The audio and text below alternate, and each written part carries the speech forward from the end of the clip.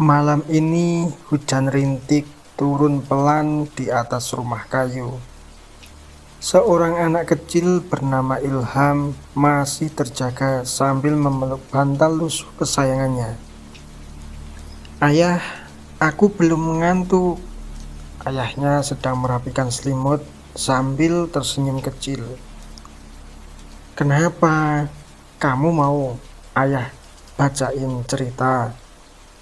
"Mau, tapi yang ada monster dan hewannya ya."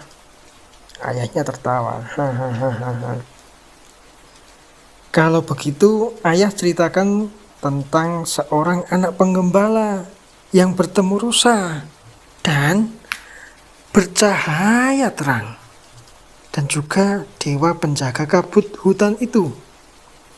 Mau, sambut Ilham dengan mata berbinar.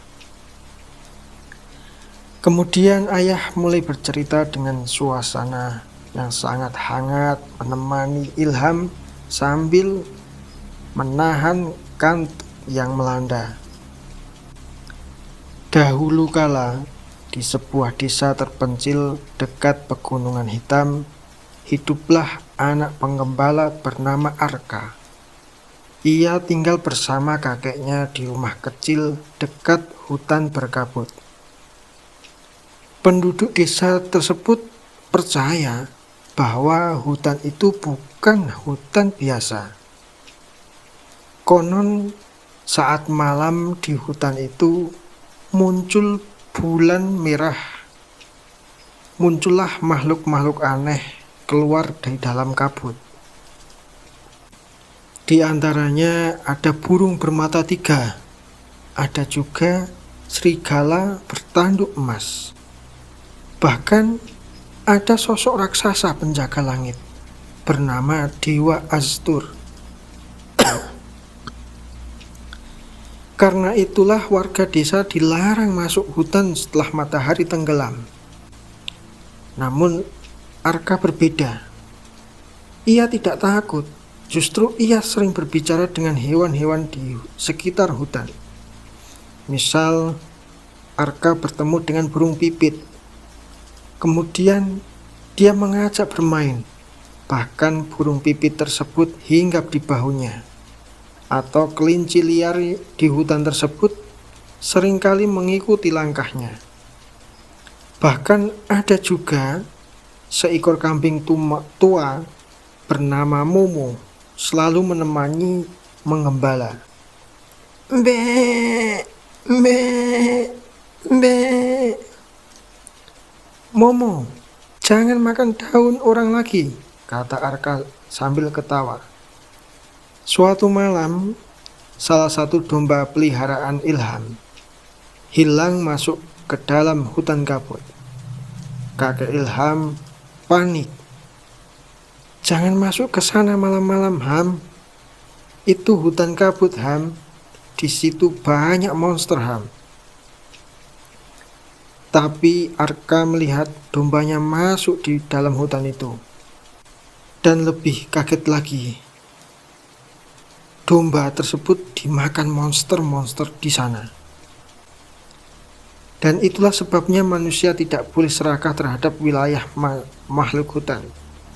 Namun Arka tetap pergi membawa lentera kecil. Kabut malam terasa sangat dingin. Pepohonan tampak bergerak sendiri. Terdengar suara aneh di balik semak-semak. Krak, krak, krak. Arka terdiam, menelan ludah. Tiba-tiba sepasang mata biru menyala muncul di antara kabut. Dengan pelan Arka mundur. Namun yang keluar ternyata rusa putih besar dengan tanduk bercahaya sangat terang. "Hei manusia kecil, kenapa kau masuk ke wilayah terlarang ini?" Rusa berkata pada Arka. Arka dengan gemetar menjawab, Kambingku hilang." Rusa putih menatapnya beberapa saat. Namun mata rusa itu tidak menyeramkan, justru terasa hangat, seperti ingin bersahabat. "Aku Rovan, penjaga hutan ini," sahut rusa tadi. Arka perlahan memberanikan diri. "Kalau begitu, apakah kamu melihat kambingku, Rovan?" Rovan mengangguk pelan.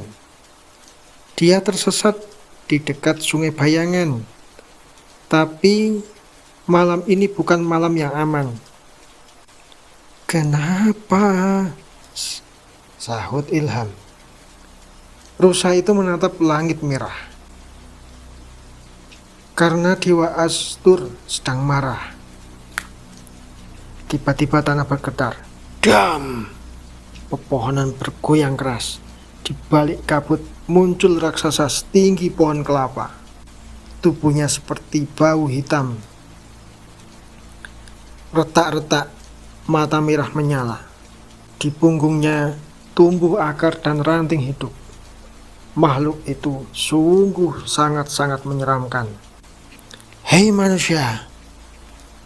Arka terjatuh ketakutan. Itu Dewa Astur." Rovan langsung berdiri melindungi Arka. "Jangan menatap matanya, Arka." Namun terlambat. Astur melihat Arka. Langit langsung bergemuruh. "Manusia sudah merusak hutan." Arka gemetar.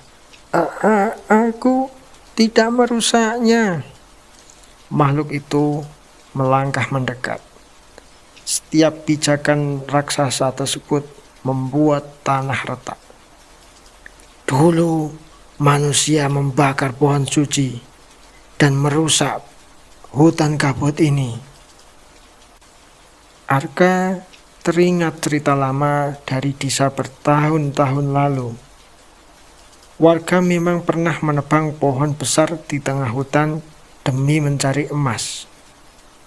Dan sejak saat itu kabut aneh mulai muncul. Saat Astur mengangkat tangannya, tiba-tiba terdengar suara kecil. Brek, mbek, mbek. Momo si kambing datang berlari sambil menabrak kaki Arka. Spontan Arka memeluk kambingnya. "Aku cuma mau membawa pulang temanku." Melihat itu, mata merah Astur perlahan redup. Rovan berkata pelan, "Dewa hutan membenci manusia rakus, tapi hati yang tulus masih bisa ia rasakan." Arka memberanikan diri berdiri. "Kalau manusia desa salah, aku akan menanam pohon lagi." Kabut mendadak putar, kemudian hening. Lalu Astur berkata, "Jika manusia menjaga alam, maka alam akan menjaga manusia. Ingat itu manusia kecil."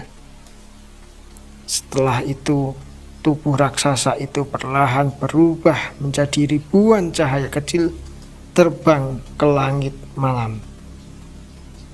Kabut menghilang, hutan kembali tenang.